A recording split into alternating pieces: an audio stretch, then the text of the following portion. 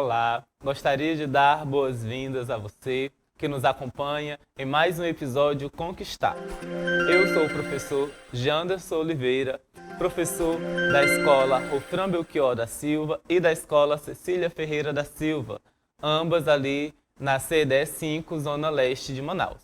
Então, gostaria de convidar vocês a nos seguirem em nossas redes sociais, @RofranBelchior e @conquistar.seducam. Não esqueça também de utilizar a hashtag Conquistar22. Nosso episódio, Filosofia, Existencialismo, episódio 3.2. Nossos detalhamentos, liberdade e angústia, essência da vida. Então, vamos lá para a nossa dica.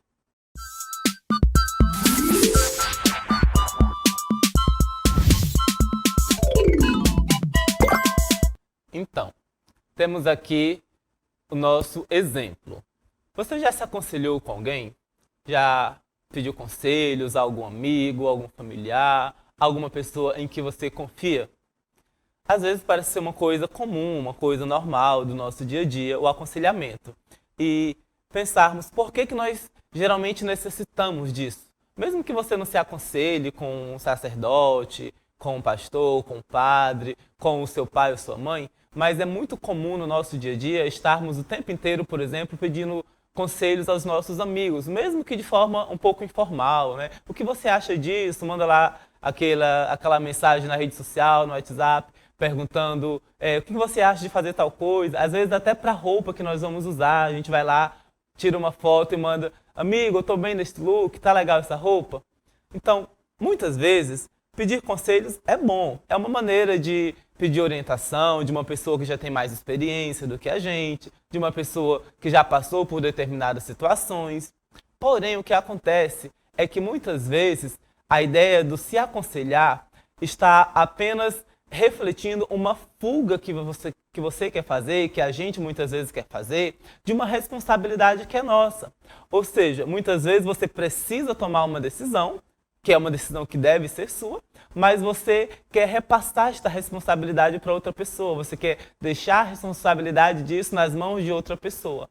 Ou você está com medo de sozinho assumir esses riscos, então você quer buscar um conforto de alguém. Por isso que é muito comum, se você observar, as pessoas se aconselharem com várias pessoas diferentes e, no final das contas, fazer aquilo que ela sempre quis fazer desde o início, né? A gente até brinca com isso, às vezes, com alguns amigos. Mas isso reflete muito das nossas escolhas, muito do nosso medo em escolher. Então, vamos aqui ver a nossa primeira dica sobre este assunto. A existência precede a essência. Este é um dos grandes lemas aí do existencialismo. Um lema que vai marcar profundamente a filosofia do Sartre. Por quê? Até então se tinha aquela ideia de que a essência precede a existência, ou seja, antes da pessoa existir, já existia uma essência pré-definida que já estava ali, que já tinha moldado como aquela pessoa seria. O existencialismo vai reverter tudo isso e vai dizer que, primeiro, o ser humano existe, se encontra, ele surge no mundo e, em seguida, ele mesmo vai aí construir e definir a sua essência. Ele mesmo vai se moldar, vai definir a maneira como ele quer ser, a maneira como ele quer se expressar e existir no mundo. E nós vamos fazer isso a partir dos caminhos que escolhemos para a nossa vida, por exemplo, os caminhos que decidimos trilhar, os caminhos que decidimos percorrer. Tudo isso são escolhas que vão moldar os nossos valores, a nossa maneira de ver a vida e a forma como nós vivenciamos tudo aquilo que existe. Sartre, então, ele argumentou que uma proposição central do existencialismo seria esta ideia, porque nada que nós possuímos, nada que nós temos na nossa vida foi definido por uma ideia a priori, ou seja, por algo que já existia, que já foi definido e já foi ali batido o martelo antes do meu nascimento, que eu nasceria para ser um herói, ou que eu nasceria para ser um vilão, ou qualquer coisa do tipo, certo? Então a vida dos indivíduos, a vida de cada pessoa, ela vai ser constituída por aquilo que o Sartre vai chamar ali da sua essência, e ela não vai ser jamais atribuída de uma forma arbitrária, nunca mais ela vai ser atribuída essa essência por uma força exterior, certo?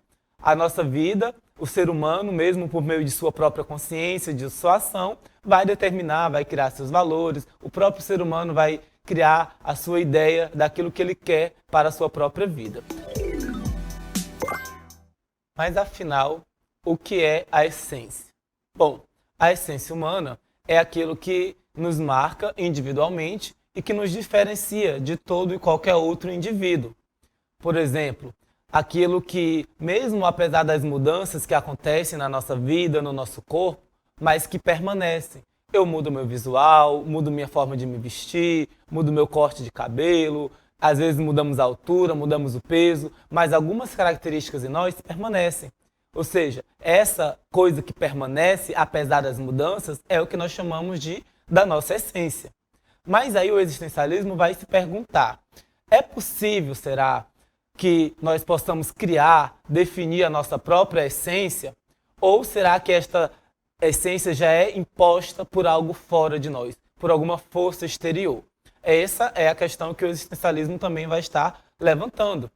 Então, nós somos os responsáveis, segundo o existencialismo, por criar e definir a nossa própria essência, por definir aquilo que nós somos de fato, por fazer a nossa forma original de existir, de vivenciar as nossas experiências. Só que aí nós vamos pensar o seguinte, como nós vamos poder criar uma essência própria, genuína, autêntica, se a todo momento nós somos bombardeados, não só pela cultura, mas por comportamentos, gestos, propagandas e gostos que são derramados sobre nós e que nós somos instigados a seguir, né?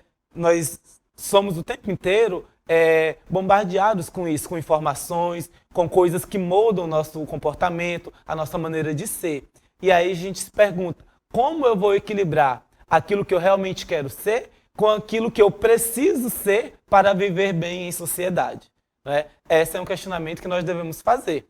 Então, nós seres humanos, como únicos seres no mundo que buscam pelo sentido da vida, devemos então nos indagar, pensar e refletir sobre essas situações, esta situação da nossa própria existência, de refletir sobre a realidade, de pensar sobre a vida após a morte. Nós somos os únicos seres que fazem isso.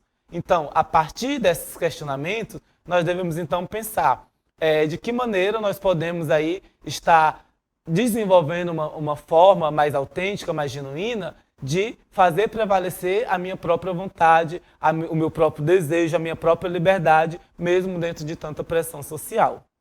Então, vamos pedir agora rodar o nosso primeiro conceito. Então, nosso conceito, para finalizar esta linha de raciocínio, é esse. Assim, a primeira decorrência do existencialismo é colocar todo ser humano em posse daquilo que ele é e fazer repousar sobre ele a responsabilidade total por sua existência. Ou seja, aqui nós temos que entender, para o existencialismo, quem é o responsável por nossa própria existência? Nós, sempre. Apesar de qualquer situação, o ser humano deve entender que ele é o responsável por criar, por definir a sua forma de existir no mundo. Isto significa dizer que nenhum de nós nasceu com o roteiro pronto, com o roteiro pré-definido, que tinha ali já um script dizendo o que você seria, como você iria agir, certo? Não tinha ali dizendo que você seria um herói, que você seria um vilão. Tudo isso são coisas que você precisa decidir, você precisa escolher, você precisa encontrar uma maneira na sua própria vida de fazer prevalecer aquilo que você escolheu, aquilo que você quer vivenciar, aquilo que você quer expressar.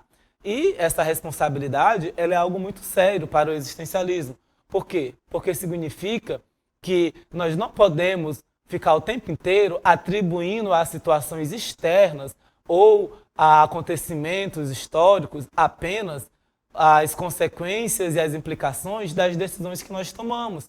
Muitas vezes nós tomamos decisões em situações difíceis, em situações complicadas, onde nós não temos ali muita escolha, não temos muito tempo para definir, às vezes nós não temos ali tanto empenho ou tanta flexibilidade. E depois nós gostamos de nos consolar dizendo que, mas era a única possibilidade que eu tinha, mas eu estava sendo enganado, ou seja, nós criamos vários porém.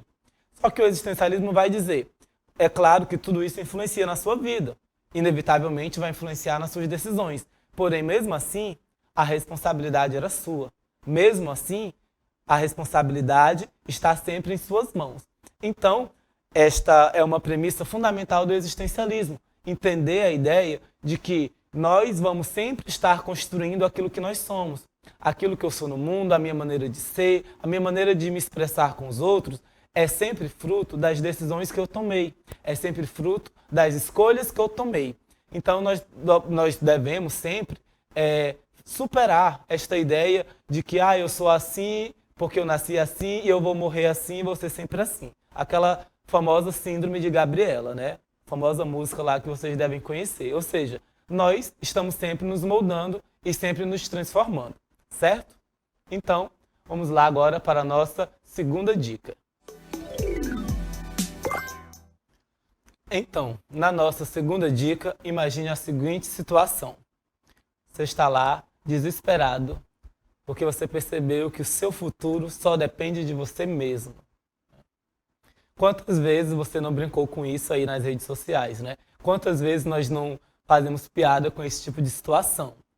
Mas se formos parar para pensar de forma mais séria, nós vamos pensar que dá realmente um certo desesperozinho ali de perceber que às vezes você é tão jovem para tomar decisões tão importantes, né? Por exemplo, você acabou de sair ali da sua adolescência, entrando na juventude com 17 anos e você já tem que decidir a profissão que você quer seguir, tem que decidir a faculdade que você quer cursar. Às vezes a gente não pensa muito, mas é sim muita pressão, é muita responsabilidade que muitas vezes você ainda não tem maturidade suficiente para entender e para interpretar, certo? Então, como nós vamos lidar com essa pressão? Como lidar com essa sensação de desespero, hein? Vamos tentar entender um pouquinho sobre isso aqui. Vamos lá no nosso, então, segundo conceito. Então, sempre que alguém vai construir algo, ele sempre precisa antes ter um planejamento, certo? Sempre que você vai construir alguma coisa, você precisa se planejar, se programar, ver o que você vai precisar. E no existencialismo, nós fazemos isso com a nossa própria vida, porque nós também estamos em constante processo de crescimento, de evolução, de desenvolvimento. Então, nós sempre somos, para nós mesmos, um projeto que nós vamos desenvolvendo e aplicando ao longo de nossa vida. Então, desta forma, você deve se perguntar e pensar, que tipo de projeto eu quero ser? Que tipo de planejamento eu tenho para a minha própria vida? De que maneira eu penso em executar este plano? Porque nós também temos que pensar sobre isso. De que maneira eu vou aplicar este plano? Quais são os sonhos que eu tenho? E esses sonhos que eu tenho, como é que eu vou fazer para alcançá-los? Será que eu tenho ali mais ou menos uma ideia do que fazer, de como agir? Então nós devemos pensar também sempre sobre isso, porque nós estamos sempre nos construindo, nos desenvolvendo e evoluindo. Nós somos projeto, é o que o existencialismo então vai definir. Nossa vida é um constante movimento de projetar, de se planejar, de se moldar e muitas vezes de se replanejar, porque de repente planejei algo para mim, não deu certo, eu tenho que voltar atrás e começar tudo de novo, um novo caminho, uma nova maneira de ser. Isso acontece constantemente na nossa vida e nós temos que estar preparados para isso. Então, o ser humano não é nada além daquilo que ele se faz. Esse é o primeiro princípio, então, do existencialismo, certo? O ser humano, tal como se concebe, não é definível, porque inicialmente ele não é nada. Agora pense aqui, sabe aquele clássico xingamento que você vê por aí? Comum em telenovelas, em filmes, onde uma pessoa diz para outra, você não é nada. Isso para o existencialismo não é uma ofensa, pelo contrário, isso pode ser um grande elogio. Porque veja, a partir do momento em que eu aceito e eu admito que eu não sou nada, significa que todas as possibilidades estão abertas para mim, para que eu possa me tornar aquilo que eu bem quiser. Ou seja, não sendo nada, eu posso ser tudo, porque todas as possibilidades estão abertas. Então, Para o existencialismo, é isso que nós somos ao nascer, nós não somos nada. E tudo que nós formos ser, será construído, será desenvolvido de acordo com as nossas próprias escolhas. Ou seja, nós vamos estar sempre nos construindo, nos programando. Então, esse ser humano, ele só será depois e ele será tal como ele se fizer. Dessa maneira, o existencialismo vai defender que, para o Sartre, ele era um teórico ateu, ele não acreditava na existência de uma divindade. Então, não poderia ter nada que tivesse criado a natureza humana. Mas ele vai dizer o seguinte, mesmo que exista uma divindade, mesmo que você acredite em Deus, você precisa entender que mesmo esse Deus, geralmente, ele vai te dar a possibilidade de escolha, não vai? Geralmente ele não vai te permitir decidir sobre a sua própria vida. Então, de qualquer maneira, existindo uma divindade ou não, você é o responsável por se moldar, por criar a sua própria maneira de ser e a forma que você quer ser no mundo, certo? Então, essa é a responsabilidade do ser humano no existencialismo. Pensar e existir é uma responsabilidade nossa. Nós devemos planejar e moldar a nossa própria existência, a nossa própria forma de se ver no mundo. Esse é o princípio básico, então, do existencialismo, certo? Então, vamos lá para as nossas considerações finais. Então, gostaria de agradecer por ter nos acompanhado até aqui. Chegou o momento, então, da nossa selfie. Vamos lá?